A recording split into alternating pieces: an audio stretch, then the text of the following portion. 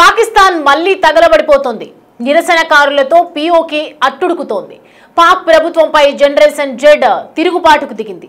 పెద్ద ఎత్తున యువత వీధుల్లోకి వచ్చి ఆందోళన చేపడుతున్నారు.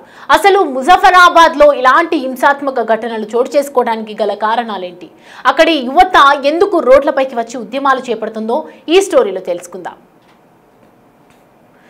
ముజఫరాబాద్ ప్రస్తుతం అట్టుడుకుతోంది. విద్యార్థుల ర్యాలీలు, ధర్నాలు, ప్రభుత్వ వ్యతిరేక నినాదాలు హోరెత్తుతున్నాయి. పాక్ ఆక్రమిత కశ్మీర్లో పరిస్థితి దారుణంగా మారిపోయింది. జేఎన్జీ ఆందోళనలు అణిచివేసేందుకు సైన్యాన్ని రంగంలోకి దింపింది పాక్. యువకుల గొంతుకను నొక్కే ప్రయత్నం చేస్తోంది. దీంతో ఆందోళనకారులు మరింత రెచ్చిపోయారు. ఆగ్రహానికి గురై రోడ్లపై టైర్లు తగలబెడుతూ నిరసన తెలిపారు. దీంతో పరిస్థితి విషమించింది. ప్రస్తుతం ముజఫరాబాద్ లో పారామిలిటరీ బలగాలు మోహరించడంతో బంద్ వాతావరణం కనిపిస్తోంది. అసలు ఈ హింసాత్మక ఘటనలు చోటు చేసుకోవటం వెనుక బలమైన కారణం ఉంది. విద్యా సంస్థలో తీసుకువచ్చిన కొత్త సంస్కరణలపై జెన్జీ రగిలిపోతుంది. ఈ ఏడాది ఇంటర్మీడియట్ పరీక్షా విధానంలో కొత్త మార్పులను చేసింది అక్కడి విద్యాశాఖ. కొత్త మెట్రికులేషన్ విధానంతో ఈ మార్కింగ్, డిజిటల్ అసైన్మెంట్ విధానాన్ని తీసుకువచ్చింది. దీంతో 6 నెలలు ఆలస్యంగా ఇంటర్ ఫలితాలు వెలువడ్డాయి. అక్టోబర్ 30న ఫస్ట్ ఇయర్ ఇంటర్ ఫలితాలు వెలువరించడంతో చాలా మంది ఫెయిల్ అయ్యారు. మరికొందరికి చాలా తక్కువ మార్కులు వచ్చాయి. దీంతో ఆగ్రహానికి గురైన విద్యార్థులు ఆందోళన బాట పట్టారు. అంతేకాకుండా వర్సిటీలలో ఫీజులు విపరీతంగా పెంచేసినట్లు కూడా చెప్తున్నారు అక్కడ విద్యార్థులు.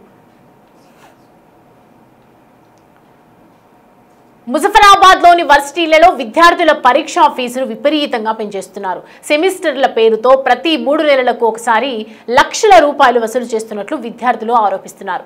ఇకపోతే ఫీజుల లక్షలు వసూలు చేసినప్పటికీ తమకు జీతాలు పెంచడం లేదని అడ్మినిస్ట్రేషన్ స్టాఫ్ కూడా నిరసనకు దిగింది.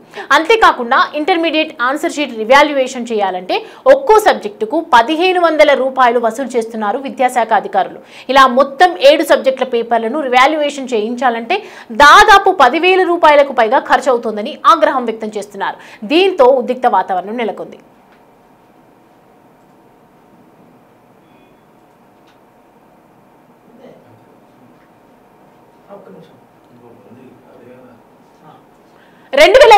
జనవరిలో కూడా ఇలాంటి ఉద్యమం జరిగిందని అక్కడి స్థానికులు చెప్తున్నారు. అయితే ప్రస్తుతం ఉన్న డిమాండ్లతో పోలిస్తే అప్పట్లో కొద్దిగా తక్కువ ఉన్నట్లు తెలుస్తోంది. ప్రస్తుతం ఫీజుల తగ్గింపు, ఇంటర్మీడియట్ విద్యా విధానంలో మార్పులు, రివాల్యుయేషన్ ఫీజులను తగ్గించాలని డిమాండ్ చేస్తున్నారు అక్కడి విద్యార్థులు.